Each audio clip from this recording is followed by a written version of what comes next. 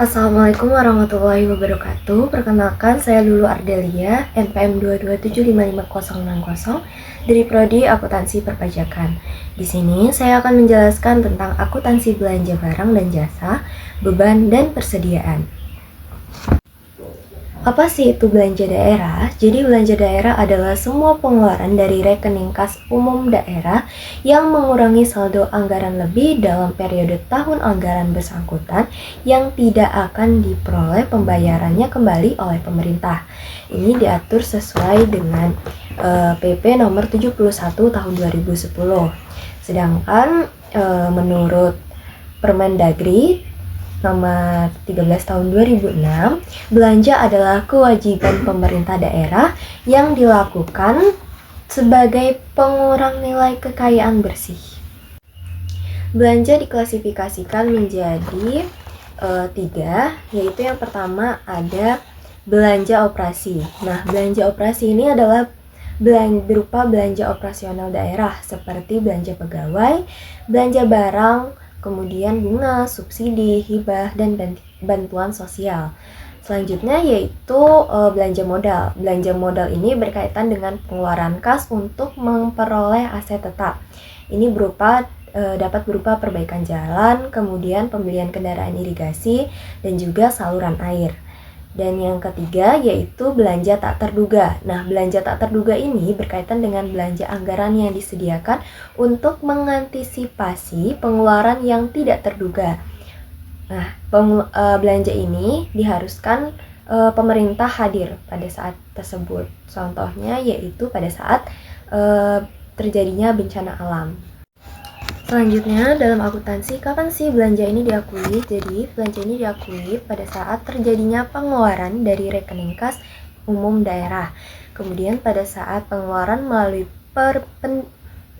melalui bendahara pengeluaran, pengakuan belanjanya terjadi pada saat pada saat pertanggungjawaban atas pengakuan yang disahkan oleh unit yang mempunyai fungsi perbendaharaan. Pada saat koreksi atas penerimaan kembali belanja yang terjadi pada periode dicatat sebagai pengurang belanja apabila diterima pada periode berikutnya. Koreksi belanja dicatat sebagai pendapatan lain-lain di LRA. Kemudian pencatatan belanja dan barang dan jasa. Jadi jurnal atas belanja dibuat dalam kaitannya pemerintah daerah sebagai entitas akuntansi. Pencatatannya itu digunakan double entry yang akan menghasilkan laporan LRA. Berikut ini adalah contohnya, yaitu belanja pada estimasi perubahan SAL.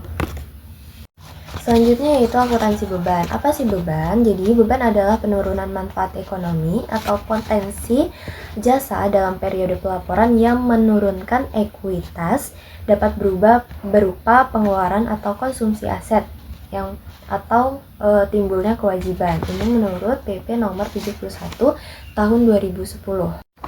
Nah, klasifikasi beban ini terdapat 4. Yang pertama ada beban operasi. Beban operasi itu berupa beban pegawai, kemudian beban barang, bunga, subsidi, kemudian hibah, bantuan sosial, penyusutan aset tetap, kemudian beban penyisihan piutang, dan beban lain-lain. Selanjutnya yaitu beban transfer. Nah, beban transfer ini berupa beban bagi hasil pajak, kemudian bagi hasil pendapatan lainnya, transfer bantuan keuangan ke Pemda lainnya, kemudian transfer bantuan ke desa, dan juga transfer bantuan keuangan lainnya. Selanjutnya yaitu beban non-operasional. Jadi beban non-operasional ini adalah beban yang sifatnya tidak rutin, misalnya berasal dari defisit penjualan aset non-lancar, kemudian defisit penyelesaian kewajiban jangka panjang, kemudian juga ada defisit dari kegiatan non-operasional lainnya. Dan yang terakhir yaitu beban luar biasa. Nah, beban luar biasa ini yaitu beban untuk mencatat maksudnya beban luar biasa ini yaitu untuk mencatat beban atas kewajiban luar biasa. Yang termasuk beban luar biasa ini yaitu diantaranya tidak bisa diramalkan pada awal tahun anggaran, kemudian tidak diharapkan terjadi berulang-ulang dan juga kejadiannya di luar kendali pemerintah, yaitu contohnya yaitu bencana alam.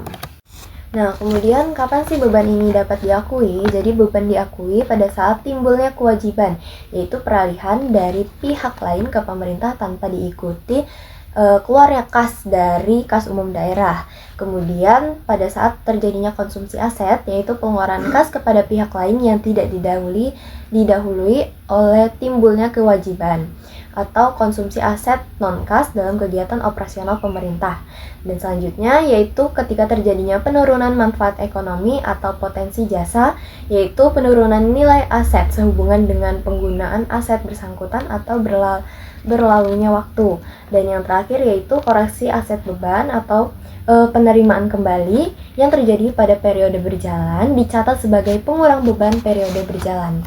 Nah, berikut ini adalah contoh pencatatan beban mekanisme pembayaran GU atau TU di SKPD, beban pada kas di bendahara pengeluaran, kemudian kas di bendahara pengeluaran pada rekening PPKD.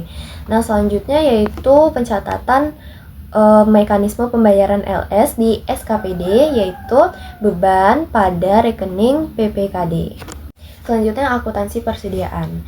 Aset dalam bentuk barang atau perlengkapan atau supplies yang diperoleh dengan maksud untuk mendukung kegiatan operasional pemerintah atau barang-barang yang dimaksudkan untuk dijual atau diserahkan dalam rangka pelayanan kepada masyarakat dalam kurun waktu 12 bulan dari tanggal pelaporan. Contoh persediaan yaitu persediaan ATK, persediaan benda akun, kemudian persediaan obat-obatan, bibit pupuk, bahan pembersih, bahan bangunan, amunisi, dan lain-lain. Nah, selanjutnya prinsip pengakuan dan pengukuran dari persediaan. Jadi persediaan dinilai dengan perhitungan fisik pada akhir periode, kemudian persediaan yang berasal dari pembelian maka nilai berdasarkan biaya perolehan, kemudian persediaan yang diperoleh dengan cara lain seperti hibah atau rampasan itu dinilai sebesar nilai wajar, dan kemudian saldo persediaan tersebut dihitung berdasarkan harga pembelian terakhir.